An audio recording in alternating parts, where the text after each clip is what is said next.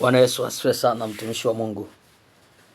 Natamani niimbe huu wimbo wakati ninamaliza huu mwezi wa 7 na kuingia mwezi wa 8.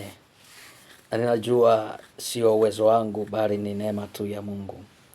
Ndiyo Bwana, ninakurudishia utukufu wako Baba. Ndiyo Bwana, ninakurudishia utukufu wako Baba. Ndiyo Bwana, ninakurudishia utukufu wako Baba. Ndiyo Bwana, ninakurudishia utukufu wako Baba.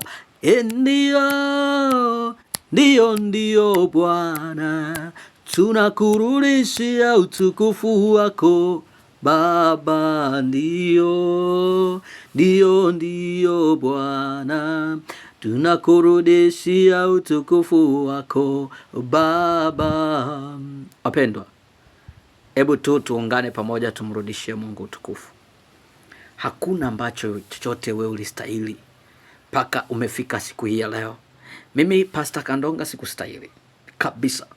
Sio uwezo wangu, sio elimu yangu, sio usomi wangu, sio uzuri wangu, sio ubaya wangu, sio huduma yangu, sio utumishi wangu, sio kabisa, sio uchungaji wangu, sikustahili kufika siku hii ya leo.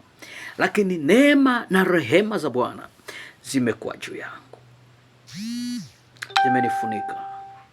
Mungu amenibeba, amenifikisha siku hii ya leo. Ni neema tu ya Bwana. Haleluya. Ni neema ya mkombozi, ni neema, sikustahili. Ni neema ya mkombozi, ni neema, sikustahili. Nimefanyika kuwa mwana na nimehesabiwa haki. Nimefanyika kuwa mwana na nimehesabiwa haki. Haleluya wapendwa. Ukisoma Warumi sura ya 8 ule mstari wa 31, hata ukisoma mstari kuanzia wa 29 mpaka wa 35, unaona namna ambavyo Mungu anasema juu ya Mungu akiwa upande wenu ni nani aliye juu yenu. Na anasema Mungu ndiye awahesabiaye haki. Ndiye Mungu awahesabiaye haki. Hayupo atakayeinuka kuwahukumu ninyi.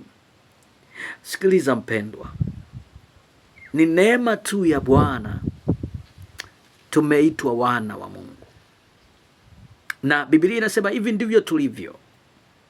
Mungu akubariki sana. Ninakuombea umalize mwezi wa 7 ukiwa salama. Ninakuombea umalize uingie mwezi wa 8 ukiwa salama. Na leo neema ya Kristo tutaomba kupitia Google Meet, tutaomba na wenye shida mbalimbali. Unahitaji basi tufuate ili tukupe link yetu. Mungu akubariki sana na Mungu akutunze. Uwe na jioni njema. Amen.